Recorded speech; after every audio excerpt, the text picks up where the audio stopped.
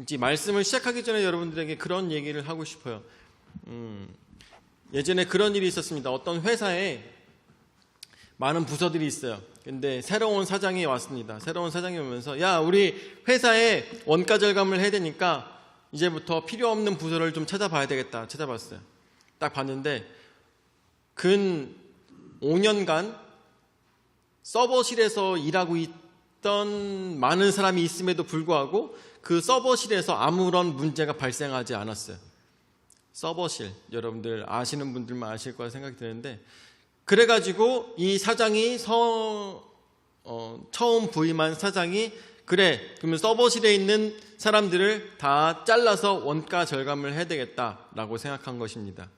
왜냐하면 5년간 아무 일도 없었으니까. 그래가지고 서버실에 있는 사람들을 다 잘랐어요. 그래서 서버실에 있었던 사람들이 집에 돌아가면서 야, 사장이 아무것도 모르네? 이런 생각을 하면서 돌아갔습니다. 집에 돌아갔어요. 그런데 아니나 다를까 3일 만에 잘린 사람들 전화기가 불통 막 전화가 막 울리기 시작했어요. 왜 그럴까요? 서버실에 문제가 생겼기 때문이에요. 왜냐? 그동안 아무 일도 없었다라는 것은 서버실에 있었던 그 직원들이 일을 잘하고 있었다라는 것이에요. 그렇죠? 일을 잘하고 있었기 때문에 그들에게 문제가 없었다라는 것이죠. 근데 그것이 꼭 문제가 터져야지만 잘하고 문제가 터져야지만 그게 못하고 잘하고를 따진다는 것이 정말 너무나도 아이러니한 것 같습니다. 요번에 여러분들 다들 아시다시피 SKT에서 문제가 터졌어요. 사건이 터졌어요. 근데 이거는 SKT여서 터진 게 아니라 그동안 우리 한국에 있는 U+나 KT나 아니면 SKT나 보안에 대해서 크게 돈을 들이지 않았어요. 엄청나게 중요한 건데도 불구하고 어떻게 보면은 SKT가 처음으로 걸린 건지도 몰라요. 보안 문제로 인하여서 이게 해외 IP로 SKT에 있는 모든 사람들의 개인정보가 팔려나갔고 이게 다크웹으로 약 1200만 달러에 팔리고 있어요. 근데 이게 너무나도 중요한 게 뭐냐면은 이 정보가 개개인 정보가 다 담겨 있는데 이 파일이 약 한 22기가 정도 된다고 그래요. 22기가. 근데 이게 문서로만 작성된 정보가 22기가라고 하면은 엄청난 데이터거든요. 이게 아는 사람들만 알 거라는 생각이 들어서 여러분들에게 말씀을 드리는 거예요. 22기가면은 보통 대단한 그냥 다 털린 거야. 다 털린 거야. 그냥 다 털린 거예요. 그렇기 때문에 여러분들 이게 털린 게 뭐가 문제가 되냐면은 이 데이터를 가지고 핸드폰에는 개인 정보가 담겨 있는데 그 개인 정보 중에서 가장 중요한 게 IMEI라는 정보가 담겨 있어요. 이거는 이 핸드폰에만 담겨 있고 그리고 통신사만 가지고 있는 정보예요. 그리고 유심에는 시리얼 넘버라는 것이 있습니다. 이것이 일치가 되면은 똑같은 개인정보를 갖고 있는 핸드폰을 만들 수가 있어요. 근데 이게 털린 거예요. 결국은 무슨 얘기냐? 나도 모르는 사이에 나랑 똑같은 핸드폰을 누군가가 만들 수 있다는 거예요. 그래서 우리가 개인 인증할 때 아니면은 뭐 정부나 뭐 어디 인증할 때 우리가 내 핸드폰으로 인증하잖아요. 예. 근데 이게 뭐랄까? 누군가가 이 개인정보를 사간 사람이 1200만 달러에 이거를 사간 사람이 이거를 만들 수 있다는 거예요. 내 핸드폰을. 아니나 다를까 이게 금방 일이 터졌어요. 지금 요번에 보니까 부산에서 어떤 할아버지 핸드폰이 복사가 돼서 알뜰폰이 여러 개가 나왔어요. 알뜰폰이 여러 개가 나왔고 그리고 그분이 지금 5천만 원 빚을 졌어요. 그것 때문에. 네. 그러니까 그 알뜰폰으로 돈을 다 땡긴 거죠. 돈을 다 땡긴 거야. 근데 이거를 너무나도 안타깝게도 할아버지였기 때문에 늦게 발견한 거예요. 할아버지였기 때문에 뭐 문자가 오고 왔다 갔다 해도 이런 거를 신경을 못 쓴 거죠. 왜냐하면 어르신들은 보면은 문자가 와도 확인을 안 하시거든요. 이런 것들을 하다가 5천만 원을 빚을 졌는데 이거를 알게 된 것도 자식들이 봐서 알게 된 거예요. 그러니까 SKT여서라고 하는 얘기가 아니라, 여러분들 지금 SKT 핸드폰 갖고 계신 분들 있잖아요. 이거 빨리 유심이라도, 최소한 유심이라도 빨리 바꾸셔야 돼요. 근데 지금 대한민국의 유심이 그만큼 많이 준비가 돼 있지 않아요. 그래가지고 이제 삼성이나 이런 기업의 중요한 이런 보안이 중요한 사람들만 먼저 교체하는 것 같더라고요. 그래서 지금 이렇게 교체를 하고 있으니까요. 빨리 할 수 있는 한 최대한 빨리 여러분들 유심을 바꾸셔야 됩니다. 이것만이라도 빨리, 이것만이라도. 하여튼 이 얘기를 해드리고 싶었어요. 왜냐하면은 아까도 말씀드렸다시피 아마 이 해커들이 노리고 있는 것은 나이 많으신 분들이에요. 나이 많으신 분들. 왜냐하면은 주민등록번호가 다 이미 팔려 나갔으니까 주민등록번호만 봐도 이 사람 나이를 알 수 있잖아요. 네, 그러니까 나이 많은 사람들이 이 핸드폰을 잘 확인을 안 하고 이런 거 있으니까 아마 그쪽으로 해가지고 할 겁니다. 너무나도 속상한 건 대한민국에서는 이렇게 해서 털리고 나면 SKT가 변상을 해야 되는데 피해자가 돈을 갚아야 되는 상황이 대한민국 요번에 법원에서 발표가 됐죠. 무슨 얘기인지 아세요? 사기를 쳤어요. 누군가가 내 명의로 사기를 쳤어. 근데 이 사람은, 사기친 사람은 변제할 능력이 없어. 그런데 그래가지고 법원에서는 내가 갚아야 된다는 판결을 낸 거죠. 결국 무슨 얘기냐? 법원은 기업의 편이에요. 그렇기 때문에 우리가 이거를 막는 수밖에 없는 거죠. 어쨌든 간에 자식들과 아니면 근처에 있는 사람들과 지인들을 해가지고 SKT를 쓰고 계신 분들 반드시 이 유심이라도 최소한 바꾸시기를 바랍니다. 하여튼 그런 상황입니다. 오늘 성경 말씀 누가복음 5장 12절에서부터 16절까지 말씀을 통해서 나병 들린 사람에 대해서 여러분들에게 말씀을 전달하도록 하겠습니다. 자, 여기 나병이라는 것은 무엇입니까? 나병이라는 것은 여기 성경에 나오고 있는 나병은 오늘 여기 성경 이야기에 나오고 있는 것처럼 모든 피부병을 얘기하는 것이에요.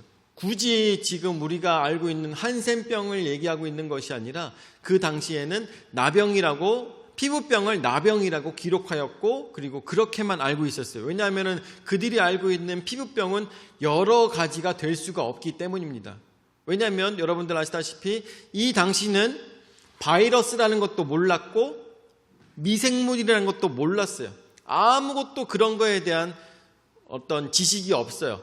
그 상태에서 피부병이 생겼다라고 하면 조심해야 된다, 이 정도만 알고 있는 거죠. 깨끗이 해야 된다라는 것도 없어요. 몰라요. 그냥 조심해야 된다라고만 생각하고 있어요. 피부병이 생겼을 때 깨끗해야 된다라고 얘기했던 것도 약 한 AD 1500년부터 1800년 돼서야 깨끗해야지만 이런 병을 예방할 수 있다는 것이 그제서야 나왔어요. 그렇기 때문에 이 당시에 이 나병이 걸렸다 아니면 피부병이 걸렸다라고 하면 어떻게 병을 예방했냐? 이 사람들을 멀리하는 수밖에 없었습니다. 멀리할. 근데 여러분들, 그래서 레위기서 말씀에 보면은 하나님께서 뭐라고 명령하십니까? 피부병에 걸린 사람은 사람들, 무리들과 같이 지내지 말고 어떻게 해요? 격리를 시키는 것을 하나님께서는 명령하셨어요. 이건 정말 대단한 겁니다. 왜 그렇습니까? 우리가 세포 단위로 문제가 있고 또한 바이러스 때문에 문제가 있다는 것을 언제 발견했다고요?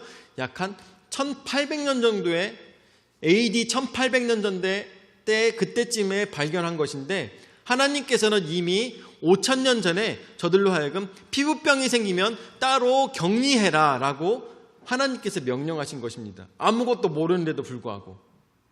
그만큼 하나님께서는 저들에게 완벽하신 하나님이셨어요. 그런데 그 당시에 사람들 중에서도 아니, 나 이거 피부병 났다고 해서 왜 내가 따로 살아? 왜 따로 밥 먹어? 나 그냥 밥 다 그냥 먹을 거야. 나 마스크 안 쓸 거야. 하고 다니는 사람이 있었겠어요? 없었겠어요? 분명히 있었을 것입니다. 나 마스크 안 하고 다닐 거야. 그 당시에 마스크는 없었겠지만 이런 식으로 나 그냥 가족들과 밥 먹을 거야 괜찮아 라고 했던 사람들 아마 분명히 있었을 것입니다. 결국 무슨 얘기냐? 말 안 듣고 그렇게 행동하는 사람들 때문에 한두 명 때문에 분명히 전염병이 돌아왔을 것이다 라는 것을 우리가 상상해 볼 수가 있는 것이죠. 자, 근데 오늘 이 나병 들린 사람이 예수님을 찾아오고 있습니다. 12절 말씀에 보니까 예수께서 한 동네에 계실 때 온몸에 나병 들린 사람이 있어 예수를 보고 엎드려 구하여 이르되 주여 원하시면 나를 깨끗하게 하실 수 있나이다 하니 라고 하였습니다. 특별히 나병이 한센병인지는 저희는 알 수가 없습니다. 만약에 한센병이었으면 어떻겠습니까? 몸에 곰팡이가 생기면서 코가 떨어져 나가고 손가락이 떨어져 나가며 이런 몸에 있는 말단 부분들이 떨어져 나갑니다. 그런데 온 몸에 나병 들렸다고 했으니까 어쩌면 저는 생각했을 때 아토피 같은 거 아닐까? 혼자 그런 생각이 들더라고요. 아토피 같은 거 아닐까? 어쨌든 간에 이 사람은 피부병에 걸렸습니다. 피부병은 여러분들 아시다시피 병들 중에서도 가장 흉악해 보이는 병입니다. 온 몸에 딱쟁이가 생기고요. 그리고 어느 누가 봐도 혐오감이 생기는 병이에요. 그렇죠? 그렇기 때문에 어떻습니까? 많은 사람들이 이 나병 걸린 사람을 배척하였을 것입니다. 그래서 첫 번째로 자비와 사랑에 대해서 여러분들에게 말씀을 드리고 싶습니다. 그렇습니다. 멀어진 자에게 다가오시는 주님입니다. 예수님께서는요, 많은 사람들에게 하나님 말씀을 전달하시며 천국 복음을 전달하셨습니다. 그러고 있는 와중에 한 동네에 계실 때 온몸에 나병 들린 자, 온몸에 피부병 걸린 자가 예수를 보고 엎드렸다고 했습니다. 여러분들, 이것은 반대로 생각해 봅시다. 예수님께서는요, 이 피부병 걸린 사람이, 그런 저주받은 사람이 거기에 있는지 아셨을까요? 모르셨을까요? 아셨을 것입니다. 거기 있는지 아셨을 것입니다. 그럼에도 불구하고 그 모든 사람들이 배척하는 자에게 예수님께서는 그쪽으로 걸어가신 것입니다. 그리고 뭐라고 합니까? 나병 들린 사람이 예수님을 보았다고 했습니다. 소문을 듣고 찾아간 것이 아니라 예수님을 보게 되었을 때 그때 예수님 앞에 엎드렸다고 했습니다. 엎드려 구하여 이르되 주여 원하시면 나를 깨끗게 하실 수 있나이다 하니 라고 이야기하고 있는 것입니다. 모든 사람들이 배척하고 모든 사람들이 가까이 오지 말라며 돌을 던지고 있는 이 상황에 예수님께서는 그에게 찾아오신 것입니다.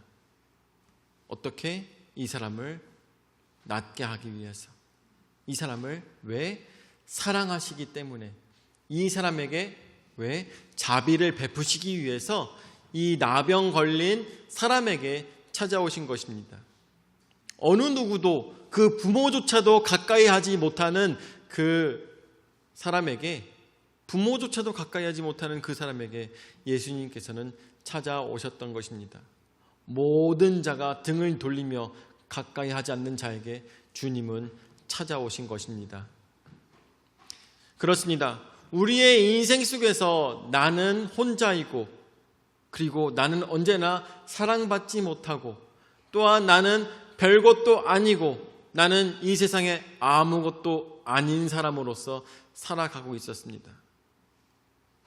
어느 누구에게 환영받지 못하는 인생을 살아오고 있었습니다.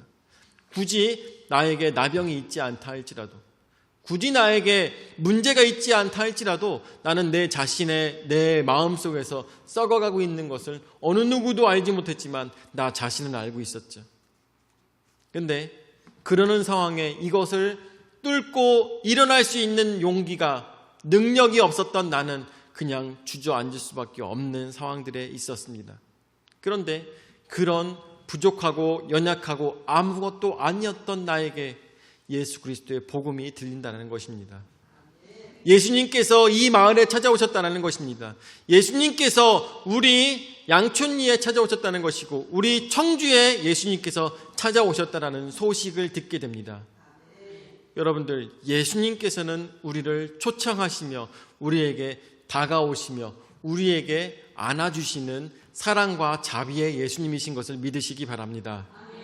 그분이 우리의 인생 속에 찾아오셨습니다.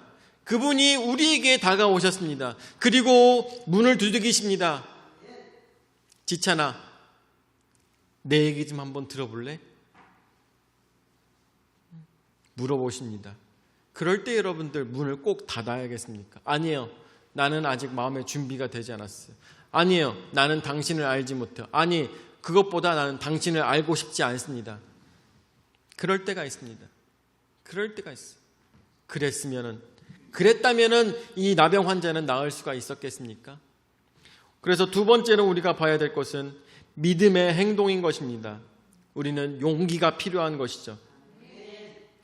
어떤 용기? 오늘 12절 말씀에 나오는 것처럼 예수께서 한 동네에 계실 때 온몸에 나병 들린 사람이 있어 예수를 보고 엎드려 구하여 이르되 주여 원하시면 나를 깨끗게 하실 수 있나이다 하니 라고 이야기하고 있습니다. 아까도 여러분들에게 말씀드렸다시피 이 나병 걸린 환자는 어떠한 인생을 살아갔습니까? 어느 누구도 가까이 하지 않는 인생, 부모조차도 버린 인생, 사랑받지 못하는 인생, 자비받지 못하는 인생을 살아가고 있었습니다. 용기를 내었어요. 사람들 사이를 비집고 들어갑니다. 그 속에서 예수님을 찾습니다. 예수님을 발견했어요. 그 시끄러운 현장 속에서 예수님을 발견했습니다. 그 많은 사람들 앞에서 엎드립니다. 주여, 주님께서 원하신다면 나를 깨끗게 하실 수 있습니다. 용기 내어 소리칩니다. 이 사람의 그것이 믿음이었던 것이죠. 이 사람의 용기였던 것입니다. 우리의 인생 속에서 나의 문제를 고치기 위해서, 나의 상처를 고치기 위해서 우리는 용기를 내야 되는 것입니다. 어떤 용기? 많은 사람들을 해치는 용기. 그 속에서, 많은 사람들 속에서 시끄러운 모든 이 상황 속에서 오로지 예수님만 만나겠다라는 그런 집중의 마음을 가지고 우리는 예수님을 찾아야 되는 것입니다.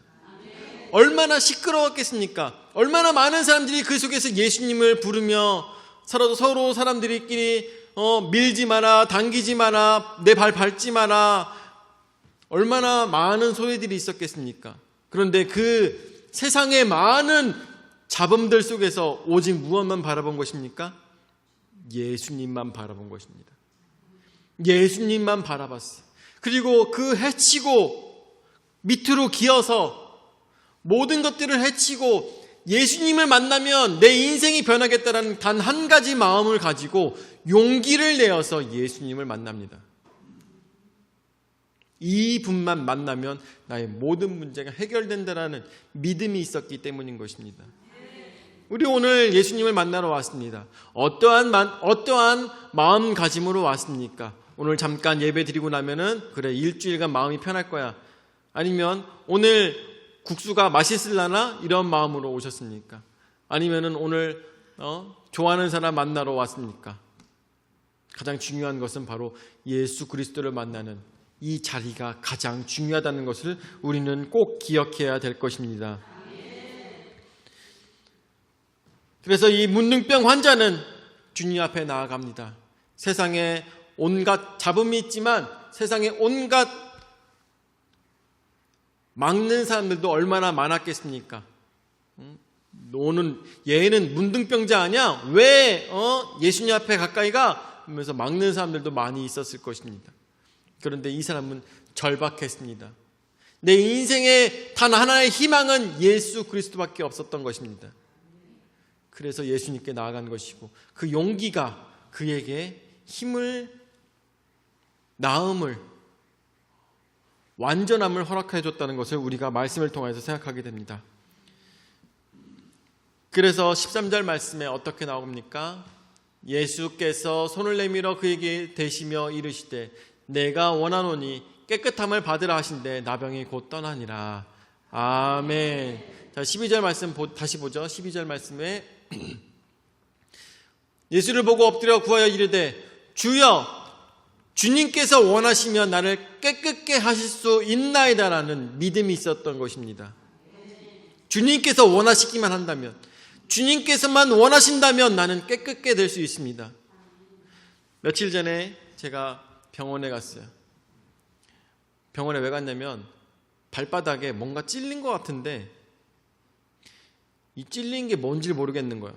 그래서 저희 아내한테 보여주면서 나 이거 안에 뭐가 박힌 것 같은데 이것 좀 봐봐. 근데 아내가 보고도 안 보이는 거예요. 보이지 않아. 근데 아파요. 계속 발바닥이 아픈 거야. 그래가지고 병원에 갔어요. 무슨 마음으로 갔겠습니까? 그래. 우리 아내는 볼 수 없어도 무슨 마음이에요?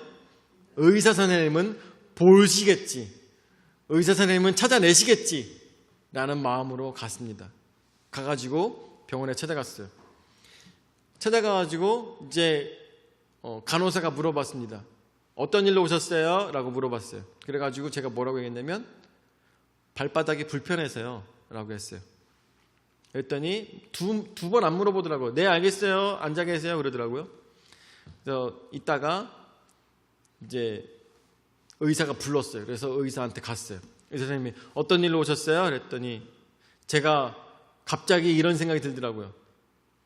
어떻게 아프다고 해야 되지? 이렇게 생각이 들더라고요. 뭐가 어떻게 아프다고 해야 되지? 그러면서 얘기를 했어요. 그냥 있는 그대로 얘기했어요. 제가 한 5일쯤 된 것 같은데 5일쯤 전에 갑자기 발바닥에 뭔가 찔린 것 같았어요. 근데 괜찮아질 것 같았는데 괜찮아지지 않네요. 5일이 지났는데도 계속 발바닥이 아파요. 뭐가 찔린 것 같은데 찔린 거를 찾을 수가 없어요.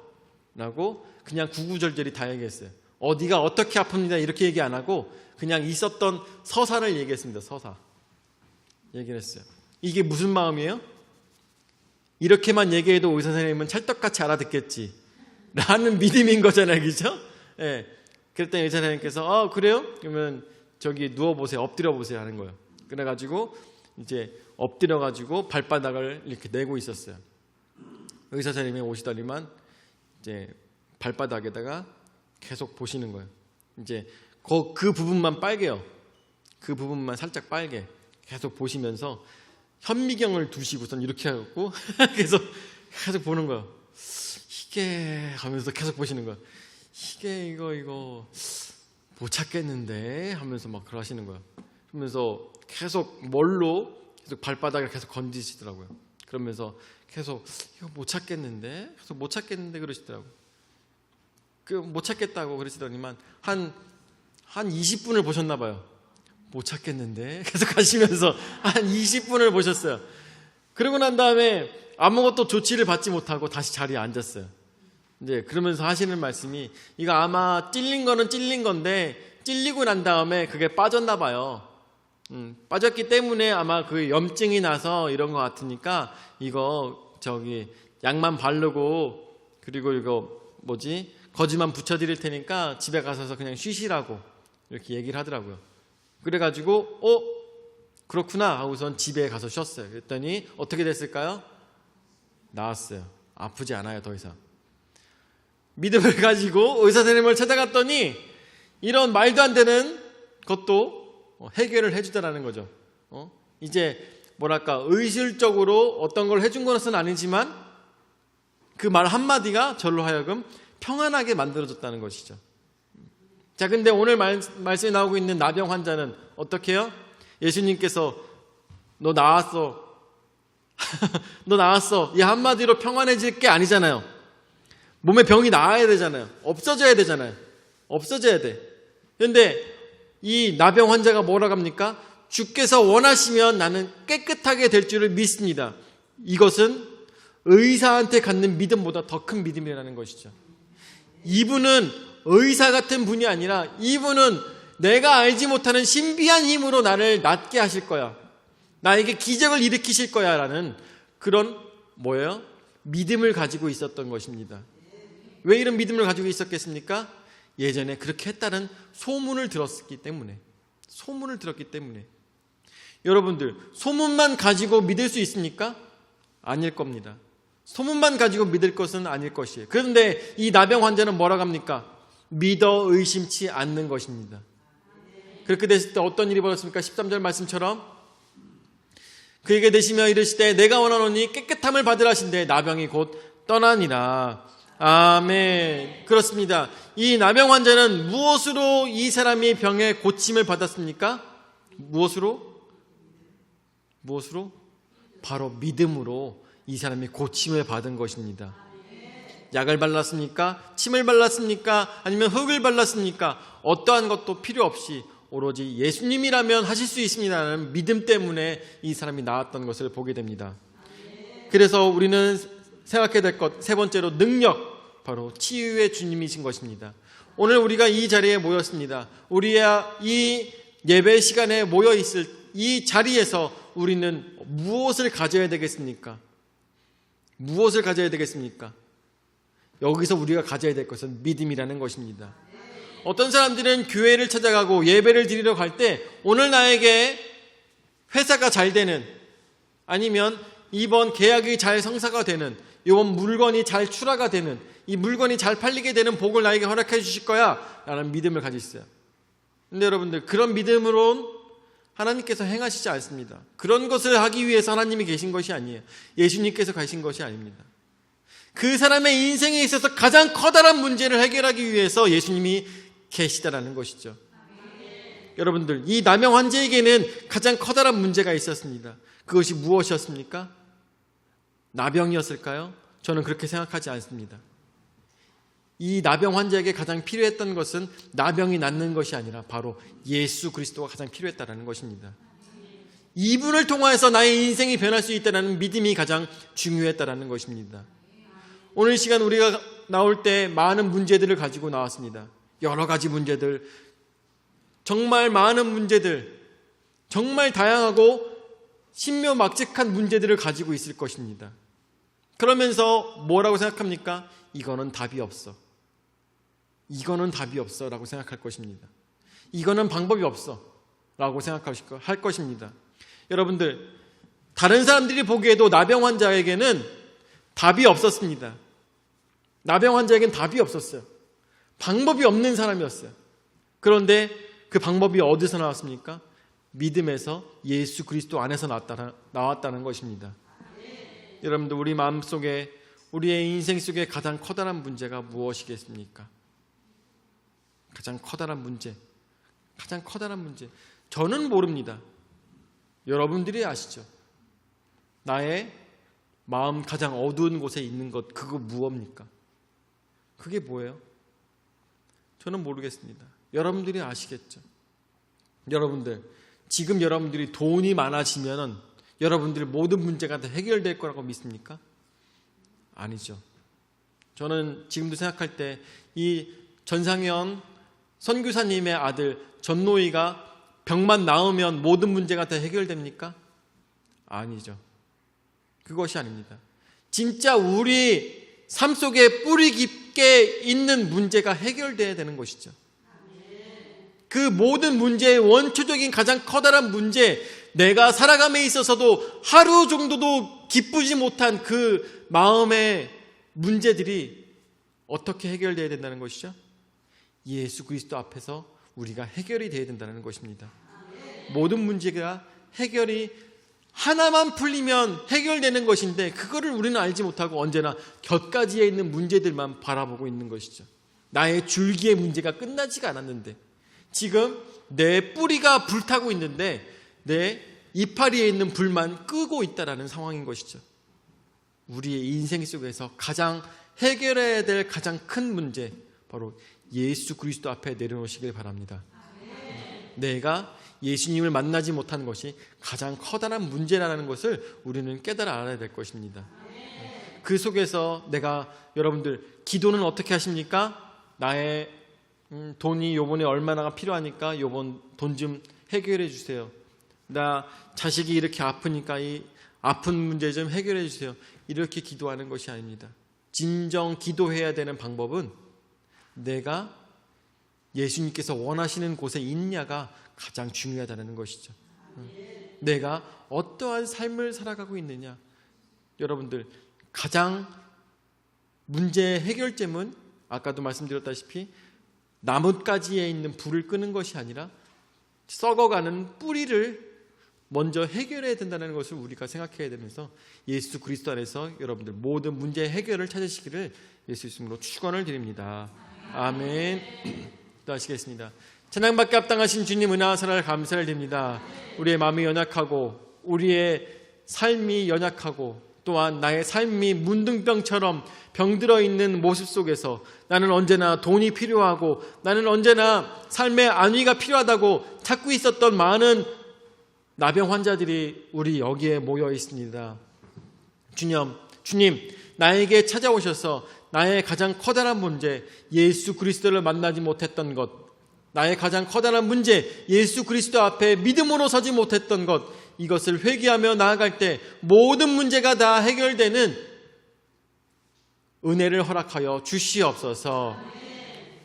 이제는 자기 몸 버려 죽기까지 우리 죄를 담당하신 구주 예수 그리스도의 은혜와 자기 외아들을 주기까지 우리를 사랑하신 아버지 하나님의 무한하신 사랑과 성령 하나님의 감화 감동 역사 교제 위로 내주하신 은혜가 내가 가지고 있는 모든 문제들 오로지 예수 그리스도 앞에 내려놓고 예수 그리스도를 만남으로 모든 문제가 해결된다는 믿음으로 주 안에서 문제를 해결받아 영광 올려드리며 살고자 하는 모든 성도들 머리 위에 영원히 함께 하실지어다. 아멘.